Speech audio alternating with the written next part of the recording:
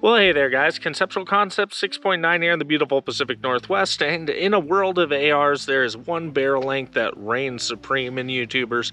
Just about everyone has an 11.5 video or an 11.5 build video, so I built out an 11.5, here's mine. So let's start with why an 11.5. I think this has been beaten to death. A lot of people have talked about it, but it's a shorter barrel length with a little bit more moderate gas system than a 10.3, so it lasts a little longer, you get a little more velocity. It's just kind of a Goldilocks in terms of short barrels. And there's more to it than that, but that's the general gist. So let's get into my build here and why this is, if I'm not grabbing an AK, this is what I'm gonna grab. So let's start with one of the biggest benefits of having an SBR is honestly a 14.5 inch barrel length or 16 inch barrel length is a perfectly usable, handy rifle. So what's nice about going shorter though is when you add a suppressor, it brings it to that length. So it's a much handier suppressed rifle than like a 14.5 or a 16 inch gun, because those things become muskets when you put cans on them. So that's really the main reason that I really wanted to build one out and have one. So let's start with the optic. That's kind of the heart of the rifle. That kind of makes up how you're gonna aim it, its capabilities at close and medium and longer distances, which I went with the TA-02.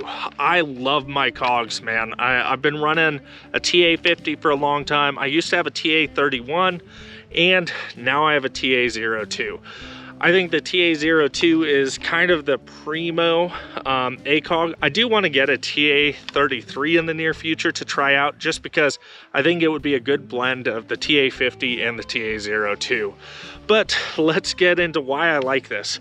One, I really like running a EPS top dot. It's got pretty good night vision transmission, and running a single tube, I find that these pistol-sized dots with the thin walls actually work a little better for me than EOTechs or aim points with bigger bodies, and so that blurs out some of your vision. If you run night vision, you know that when you have it set on infinity, everything close is blurry, and with these thin walls, this just disappears and you just have this floating dot in your vision. So you lose sight of all of the housing. A lot of people complain about the hide over bore. One of the biggest arguments I've heard is cheek weld. Yes, you do lose a little bit of recoil management out of this, but it is a 5.56 gun. The recoil isn't that bad, and you can still shoot it pretty fast and accurately. So I am taking a little hit in recoil management to gain those other benefits. So again, like the top dot, I run high mounts on everything. So let's move on to the TA-02. What I like about this is you have a very wide field of view for scanning. You've got 4 times magnification, and you've got a fairly simple ballistic holdover. Now this is an 11.5, but you can figure out your hold. I find with this barrel length at 400 yards, I'm holding about the head area and I'm hitting in the chest. So I know at 400 yards I can use that holdover. At 5 I use a hat hold versus a center hold to hit where I need to go. So if you know your drops, it's no big deal, and I know my drops with this. So the TA-02 and EPS I find to be like my preferred alternative to a red dot magnifier, just because I find it gives me a lot of benefits that you don't get with a red dot magnifier, while I can live with the downsides, the cons, right? So I do like this combo a lot. I've been using ACOGs for a while. They are not LPVOs, and the more I use an LPVO, the more I realize the capability gap between this and an LPVO, but I find it works really well as a red dot magnifier alternative for those closer to medium ranges, and it gives me just a few downsides that I'm willing to live with a 5.56 rifle. So let's move on. This was the Daniel Defense 11.5 inch contract upper. It was a front sight base model.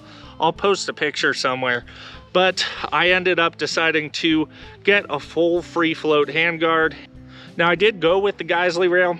I mean, it's a Geisley rail. I don't have anything really to talk about.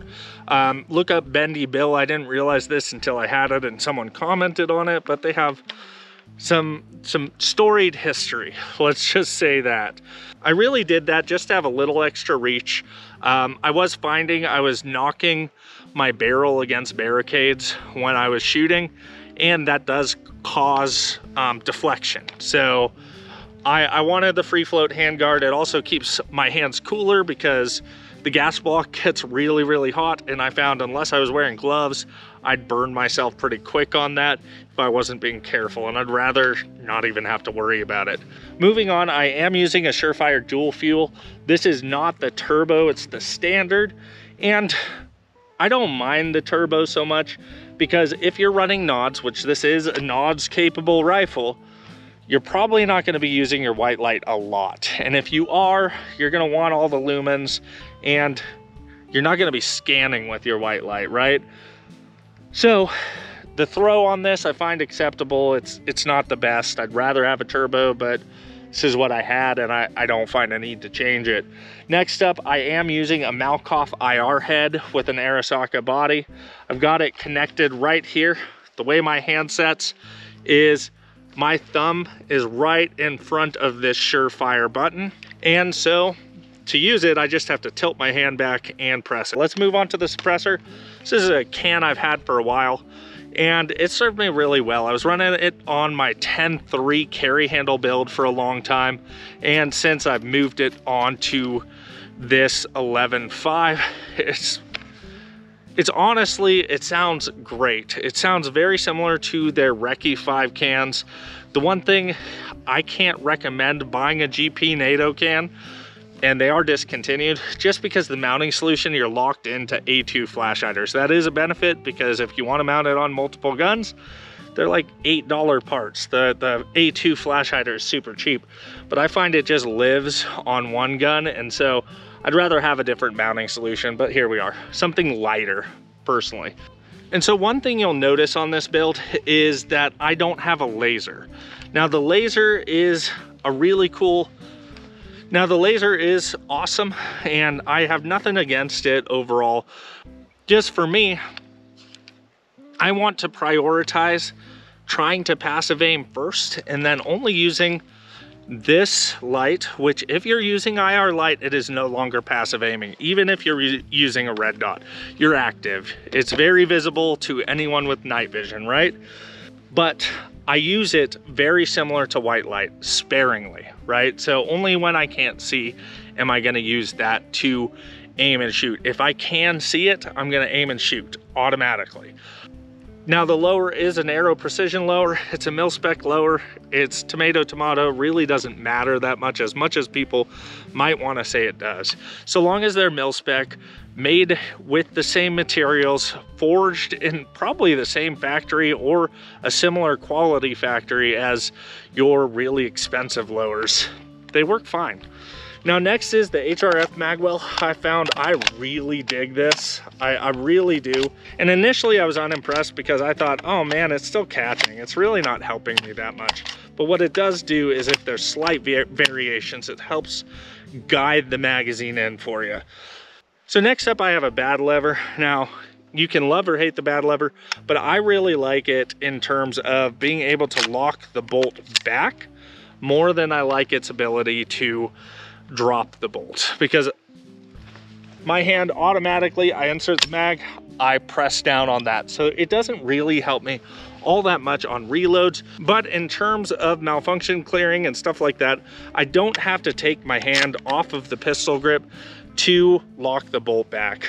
Typically you've got to do this weird thing where you pull the rifle in, you rack the bolt back, and you press on that. So you can't have a fine grip and lock the bolt back. So I really like that feature.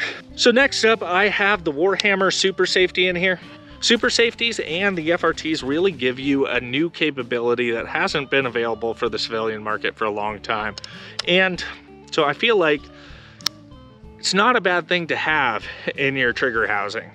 But I will tell you, I rarely shoot it in super safe or forced reset. I primarily shoot it in semi-auto.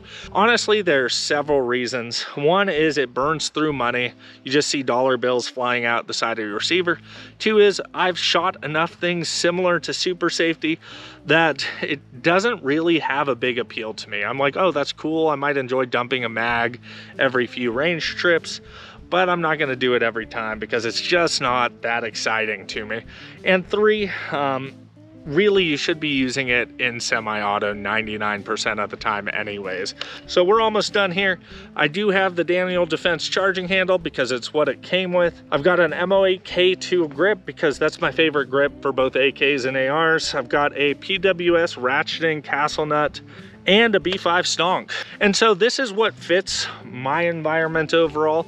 This is what I'm gonna grab if, you know, things go to shit and things go to chaos and I need an AR. I still like my AKs. I'm still gonna grab one of those more than likely, but if I grab an AR, it's gonna be this one. So this has been my obligatory YouTubers 11.5 AR-15 video. Hope you enjoyed it. Don't forget, go outside, touch grass, and eat ass, all right guys?